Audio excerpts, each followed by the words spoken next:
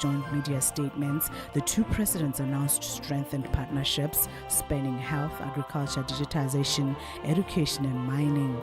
A major breakthrough came with India's offer to donate antiretroviral medication to Botswana, with shipments expected soon. It is a gesture that underscored India's commitment to Botswana's public health sector.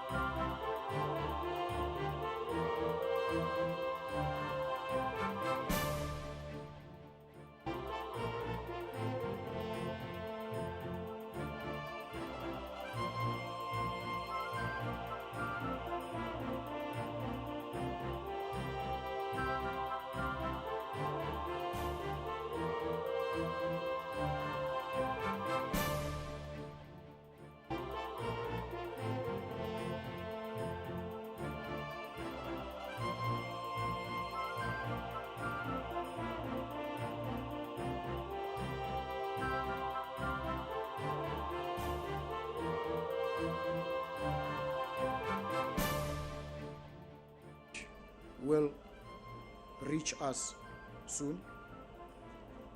We also applaud the signing of the Memorandum of Understanding on Pharmacopoeial Cooperation, which will facilitate ease of access and affordability to quality medicines from India. That in most tech companies across the world, you find Indian expertise. We wish for that expertise to find its way here as these Indian inventors and innovators internalize their inventions and skills in Botswana so that they operate from here.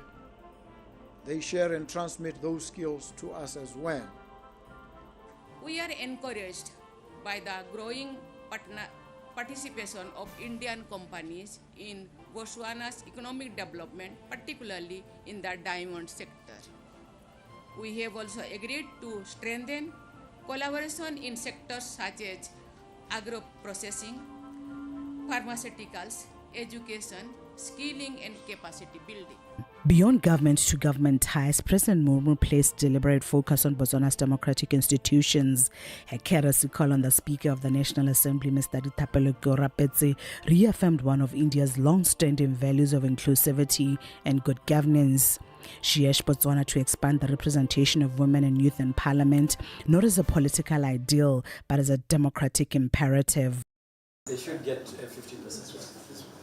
But part of the challenges obviously have been the electoral system, because we copied from both our colonial masters, Britain, and the first past the post system proves problematic when it comes to women representation, not just women but even youth.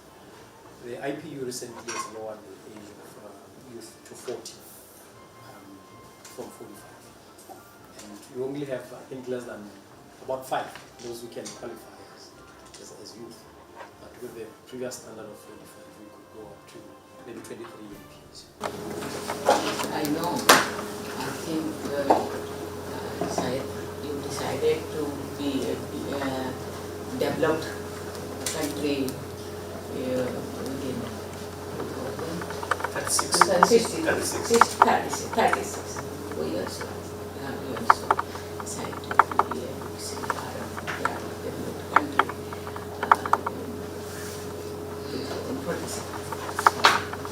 Later, addressing members of the 13th Parliament, President Murmu challenged leaders to create real pathways for young people to fulfill their potential. The youth today do not just need education and skilling, but they also need avenues to build their professional lives and channelize their creative energies in nation-building efforts.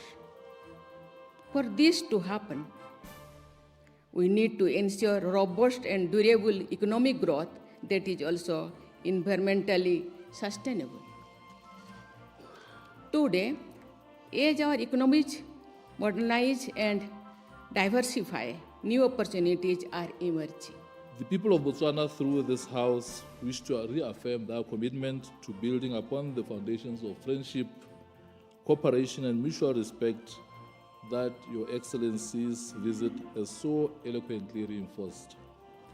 We are confident that this engagement will strengthen the bonds between our nations and create lasting avenues for shared prosperity, innovation, and peace. As we celebrate these ties, we also reflect on the challenges facing our own country. And we hope that as we seek to transform the Republic, transform and strengthen its institutions, build its economy, embark on the route of using technology in our different spheres of our lives, that we will learn from what your country has achieved.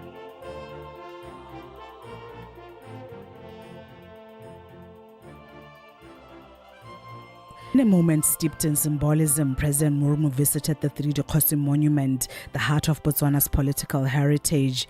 She paid homage to Khama III, Sebele I, as well as Batwen I, visionary leaders whose mission preserved Botswana's sovereignty and shaped a democracy admired the world over.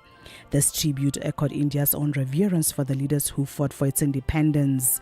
In her home country, this moment resonates with the lineage of a history that stretches back to Mahatma Gandhi, whose philosophy of peace, resilience, and moral leadership shaped India's democratic soul. Gandhi's ideals traveled far and beyond India, inspiring liberation movements across Africa and echoing in Botswana's journey of stability, democracy, and principled governance. From the sweep of heritage to the agency of modern economics, President Murmu's visit shifted into the heartbeat of Botswana's mineral power. At the Diamond Trading Center, she stepped into a world where precision, policy, and national ambition merge, a space that tells the story of how a country turns geology into dignity and minerals into opportunity.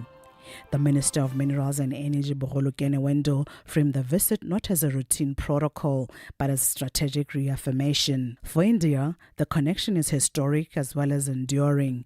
As home to the world's largest cutting and polishing industry, India remains the final shaping point of most of the world's diamonds, and Botswana is one of its most reliable sources. Today, several Indian companies operate inside Botswana's own mining ecosystem, a shift that signals the country's evolution from exporting rough stones to hosting significant parts of the value chain. These firms employ hundreds of Botswana young people trained in diamond cutting, sorting, evaluation, manufacturing, and high-end gem processing. The tour underscored that Botswana's vision is no longer limited to extraction. It is about leverage, equity, and reshaping the future of mineral-led growth. And with India's industrial expertise meeting with Botswana's governance excellence, the partnership carries both economic weight and diplomatic resonance. And we are pro-natural diamonds. We have embarked on a strong campaign of differentiation, of defense, and of bringing back value to our natural diamonds. And the relationship that we have with India is quite critical to this agenda and to this campaign that we have put forward. We are very proud to share that ODC has started its model of contract sales, and that model features quite a number of Indian businesses. And as we said, we are partners in the diamond industry, and we look forward to our continued partnership to strengthen it, to unlock financing opportunities and share innovations that are associated with the industry.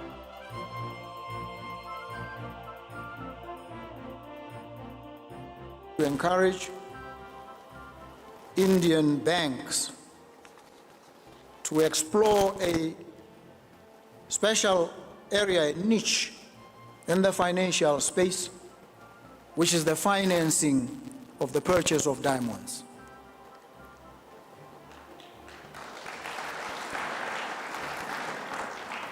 It presents a unique opportunity where financial institutions would finance and extend lines of credit to these diamond cutting and polishing companies, jewelry manufacturers, so that they have access to the product. But the state visit also carried a rare ecological significance. In a symbolic act of friendship, Botswana formally handed over 8 cheetahs to India in support of its ambitious cheetah project that aims to revive a species that had vanished from India's landscape. This is an important step forward in Project Cheetahs, which is being steered by the vision of our Prime Minister, Mr. Modi, and has already shown success. Excellency, yesterday you mentioned a cheetah who shared your name, Duma. Please be assured, when these cheetahs reach India, they will act as symbols of your dynamic and energetic leadership and of the deep bonds of friendship between our two countries. So this process is as much to donate to India so that it grows its population as it is to provide a sanctuary, a safe home for them, where they will not come into any conflict with humans and therefore not face the potential of being killed. So we are grateful to India. This donation cements our good relations with it. Where they are being taken to is not very different from Botswana climate, even though it's in India. And we have actually followed the cheetah project very closely. They have, we are not the first ones to actually give out cheetahs from this area. They got some before from South Africa and Namibia. And we know, we have seen their successes. They have learned how to improve their viability. And it's also the information and the knowledge that we need for conservation purposes. As Botswana, we are leaders in conservation. Just last week we hosted the first ever Africa Biodiversity Summit. And this was also to demonstrate our eagerness to conserve. We happen to be host to almost all the species of animals that we can think about, big and small. The Botswana Investment and Trade Center convened 19 Indian companies for a high-level dialogue exploring collaboration in energy, mining, financial services, textiles, agriculture, food products, and renewable energy. The discussions reflected a shared ambition, economic diversification, sustainable growth, and expanded opportunities between the two nations. I have even proposed the possible twinning of the city of Gaborone with the city of Surat, which is the base for diamond cutting and polishing in India. I think that makes a lot of sense because Gaborone as the source of most of the diamonds that can be spoken about around the world should really elevate to the level of Surat and industrialize in that manner, and we can learn a lot from them. But there were also interests around establishing diamond factories themselves, establishing renewable energy plants, sourcing coal from Botswana. So we will definitely be following up to make sure something tangible comes out. 70% of the manufacturing units are from Surat itself. So they talked about megawatt, we talked about gigawatt. So what we can supply to your country is something amazing. We talked about mining sector. We are having our own people from Surat. They are the 6th largest coal distributor of India, and they are ready to do something great with Botswana. As we prepare for the 30th edition of our flagship Business Botswana Northern Trade Fair in May 2026, we see immense value in drawing from SGCCI's experience to enhance our exhibition models, strengthen sector participation, and create high-impact platforms for our members. Therefore, we see the need to formalize our partnership.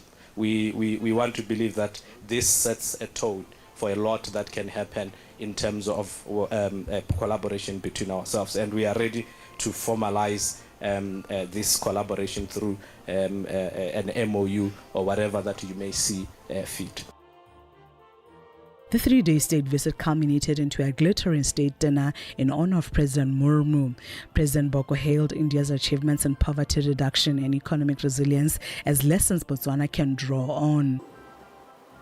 We have a lot to learn from India about how to uplift from conditions of abject poverty huge sections of the population and extend to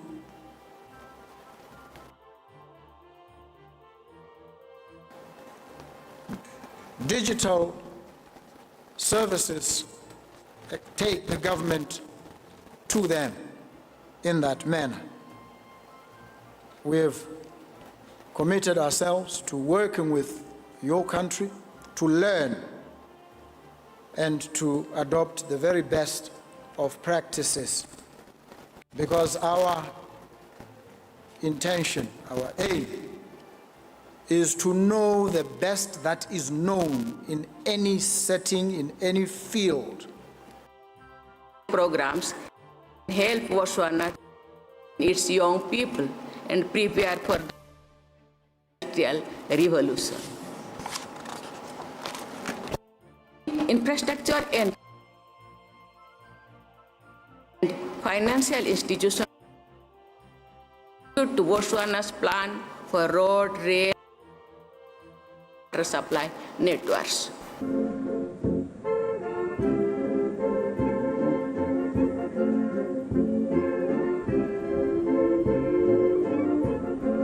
President Murmu concluded her state visit in Botswana, leaving more than memories, but a renewed partnership with real commitments in health, trade, technology, conservation, and youth empowerment. In a changing world, Botswana and India have reaffirmed their bond.